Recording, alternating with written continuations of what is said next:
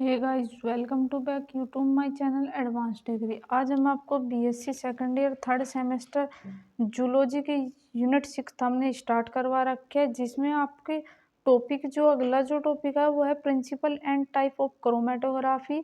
और ये आपकी यूनिट के बस 2-3 टॉपिक बचे हुए हैं, उसके बाद आपकी ये यूनिट जो है वो कंप्लीट हो जाएगी। और ये आपका लेक्चर नंबर 12 है और हम आपको न्यू एजुकेशन पॉलिसी के अकॉर्डिंग पढ़ा रहे हैं, जो कि आपका सिलेबस में ये टॉपिक मेंशन है। तो चलिए, अगर आपने मेरे इससे प्रीवियस वीडियो नहीं देखी तो पहले वो देख लीजिए, क्योंकि हम हर यूनिट का टॉपिक वाइज आपको कंप्लीट करा रहे हैं। और अगर आप हमारे चैनल पर नए हैं तो हमें लाइक कीजिए, सब्सक्राइब कीजिए और शेयर कीजिए और कमेंट करके बताइए वीडियो कैसा बना है। तो आज हम principle and type of chromatography यानी कि इसके प्रिंसिपल पढ़ेंगे और इसके टाइप्स पढ़ेंगे, जो कि क्रोमेटोग्राफी के होंगे। तो मैंने आपको प्रीवियस वीडियो में भी बताया था कि क्रोमेटोग्राफी क्या होती है, लेकिन एक बार दोबारा से बता दूं, यह 2 वर्ड से मिलकर बनी होती है। अगर आपको सिंपली कोई पूछ ले कि क्रोमेटोग्राफी क्या होती है, तो यह 2 वर्डों से या शब्दों से मिलकर बने होते हैं। जिसे क्रोमा यानी कि कलर, देखिए ध्यान से पढ़िएगा का, जो क्रोमा होता है उसे कलर बोला बोला जाता है, और जो ग्राफी होता है टू राइट, यानी कि डिफरेंट कलर के पिगमेंट की सहायता से हम दिए गए मिक्सचर को अलग करते हैं। यानी कि मान लीजिए जैसे प्रिज्म होता है वो 7 कलर का होता है, तो वो क्या है, वो मिक्सचर कलर है इस तरीके का। वही सेम बात है कि मिक्सचर कलर क्या है, तो कलर के पिगमेंट की सहायता से हम जो मिक्सचर होता है उसे सेपरेट करते हैं। यानी कि क्रोमेटोग्राफी में क्या किया जाता है, क्रोमेटोग्राफी में कलर का सेपरेशन किया जाता है। एक सिंपल और सादी डेफिनेशन क्या है कि जो कलर का मिक्सचर होता है उनका सेपरेशन किया जाता है क्रोमेटोग्राफी की टेक्निक से। तो मिक्सचर को अलग करते हैं, उनके बारे में लिखते हैं, यानी कि देखेंगे तो लिखेंगे भी। और ऐसी टेक्निक को क्या कहते हैं, इसे क्रोमेटोग्राफी कहते हैं, जिसके द्वारा हम दिए गए मिश्रण उसमें कंपोनेंट्स को अलग करते हैं। तो देखिए, कंपोनेंट्स का मतलब वही है जो मैंने आपको अभी बताया कि क्या करते हैं, कंपोनेंट्स को अलग किया जाता है। तो कंपोनेंट्स को क्या करते हैं, अलग करते हैं, यानी कि पिगमेंट के अलग अलग कलर के पिगमेंट को अलग किया जाता है या उसे आइडेंटिफाई करते हैं। यानी कि या तो अलग किया जाता है या उन्हें पहचाना जाता है, 2 कार्य किए जाते हैं। सबसे पहले रूसी वैज्ञानिक मिथाइल स्वेट ने 20वीं शताब्दी में शुरुआत की थी। सबसे पहले कब की थी, 20वीं शताब्दी में उन्होंने शुरुआत की थी पहली बार क्रोमेटोग्राफी टेक्निक को, पृथक्करण विधि।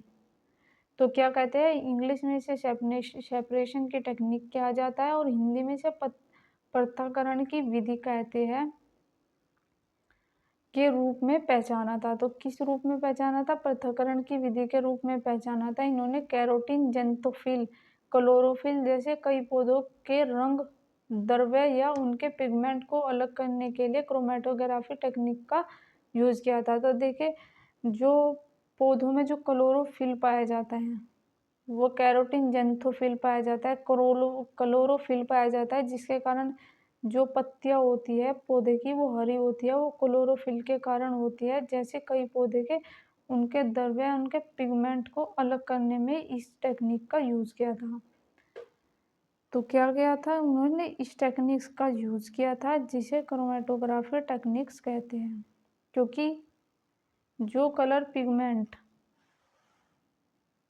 देखिए जो कलर पिगमेंट या अलग कलर थे, उन्हें अलग कलर रंगों थे, जब इन्हें अलग किया, इनके रंग प्राय हरे और पीले थे, इसलिए इन्होंने इस टेक्निक को कलर राइडिंग कहा। अब इसकी सिंपल भाषा में, यानी कि किसी भी चीज़ को डिफाइन करने के लिए एक छोटी सी, क्या कह सकते हैं, एक डेफिनेशन होती है, तो वो ही हमने आपको नीचे लिख रखी है, आपको दिख रहा होगा। साथ ही आप नोट्स बनाते चलिएगा ताकि आपको एग्ज़ाम में इधर उधर ना घूमना पड़े। तो जो डेफिनेशन है वो क्या कहते हैं, जो क्रोमेटोग्राफी है ये किसी भी टेक्निक यानी किसी भी मिश्रण को अलग अलग कंपोनेंट्स हैं उनको एक इंडिविजुअल कंपोनेंट्स में अलग करने की कैपेसिटी रखती है। चलिए, अब इसमें हम आपको थोड़ा एक पेपर और है, उसके बाद आपका ये टॉपिक कंप्लीट हो जाएगा। ये आपका 7 नंबर में क्वेश्चन आने की संभावना है।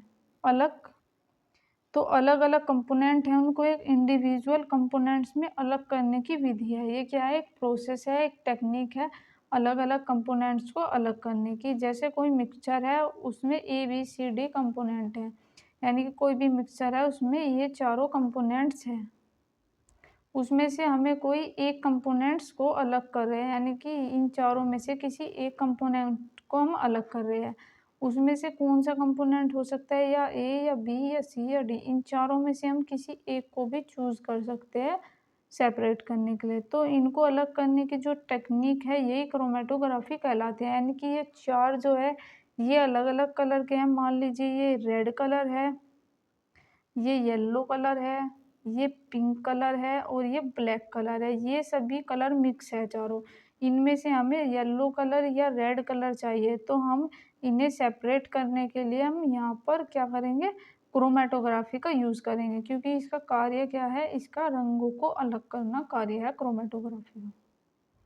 तो इनको अलग करेंगे, जो टेक्नीक है इनको अलग करने की, यह क्रोमैटोग्राफी कहलाता है।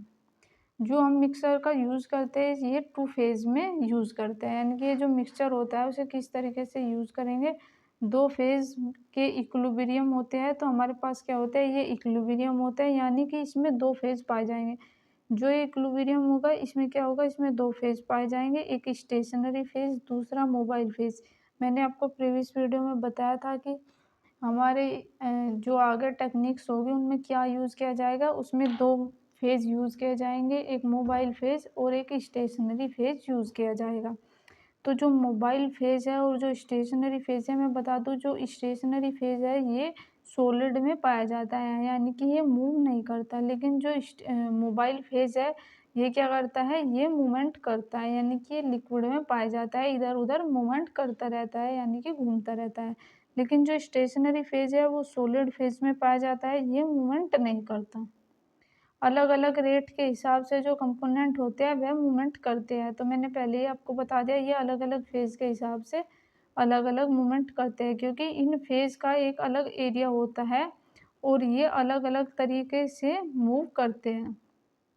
तो ये क्या करते हैं? ये अलग-अलग तरीके से मूव करने का काम करते हैं, क्योंकि इनका एक डिफरेंट एरिया या लेंथ होती है। तो क्या होती है? इनकी एक डिफरेंट एरिया पाया जाएगा या इनकी लेंथ यानी कि लंबाई पाई जाएगी। अगर इन्हें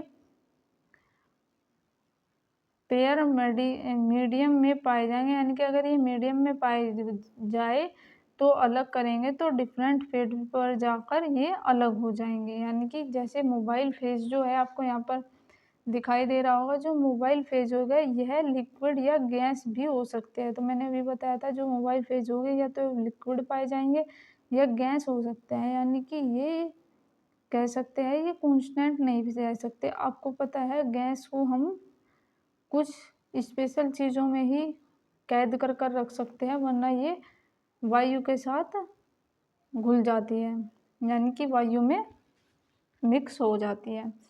लिक्विड भी इसी तरीके से अपनी फेज बदलता रहता है। तो हो सकते हैं ये स्टेशनरी फेज है, यह ऊपर फ्लो करता है और मोबाइल फेज ही कैरी करता है, कंपोनेंट को ले जाने का काम करता है। तो जो देखिए, ये जो है मोबाइल फेज जो है ये मूवमेंट करता है, और ये क्या करता है? ये कोई भी फेज होती है उसे फ्लो करने का, ऊपर और नीचे ले जाने का काम क्या करता है? वो मोबाइल फेज करता है, और कंपोनेंट को ले जाने का काम करता है मोबाइल फेज। तो लाने और ले जाने का किसका कार्य है? वो मोबाइल फेज का है, क्योंकि ये क्या करता है? ये मूवमेंट करने का काम करता है। और जो स्टेशनरी फेज रहता है वो कांस्टेंट रहता है, उसे का कार्य ये नहीं होता। अब देखते हैं स्टेशनरी फेज का भी क्या कार्य रहता है। तो देखिए, ये रहा स्टेशनरी फेज। जो स्टेशनरी फेज है, ये सॉलिड लिक्विड फेज भी हो सकते हैं। तो ये किस तरीके के? ये सॉलिड भी हो सकते हैं, ये कहीं-कहीं पर लिक्विड भी हो सकते हैं, और ये कहीं-कहीं पर गैस भी हो सकते हैं। तो देखिए, ये तीनों जिस तरीके की कंडीशन होगी, ये अपने आप को उसी में कन्वर्ट कर लेते हैं। ये सॉलिड भी हो सकता है, ये लिक्विड भी हो सकता है, और ये गैस भी हो सकता है, जिस पर मोबाइल फेज कार्य करता है। तो देखिए, जो स्टेशनरी फेज है, जो मोबाइल फेज है, वो किस अवस्था में पाया जा रहा था? वो या तो गैसीय अवस्था में या लिक्विड में। लेकिन जो स्टेशनरी फेज़ है ये लिक्विड भी, गैस भी और सॉलिड भी फेज़ में पाया जाता है। तो देखिए जो मोबाइल फेज़ था वो ट्रैवल करता है, यानी कि वो यात्रा करने का काम करता है, वो इधर से उधर सैंपल को ले जाने का काम करता है। उसे स्टेशनरी फेज़ कहते हैं। फ़िल्टर पेपर पर स्टेशनरी फेज़ कहते हैं। तो किसे कहते हैं? जो फ़िल्टर पेपर होता है उसे क्या बताया जाता है? स्टेशनरी फेज़ कहते हैं। जब फ़िल्टर पेपर सॉल्वैंट में रखा होगा तो उसे मोबाइल फेज़ करेंगे। तो देखिए बहुत इम्पोर्टेंट लाइन है यहाँ से, जब फ़िल्टर पेपर सॉल्वैंट में रखा होगा, जब फ़िल्टर पेपर रखा होगा सॉल्वैंट में, तो उसे क्या बुलाया जाएगा? उसे मोबाइल फेज़ कहा जाएगा।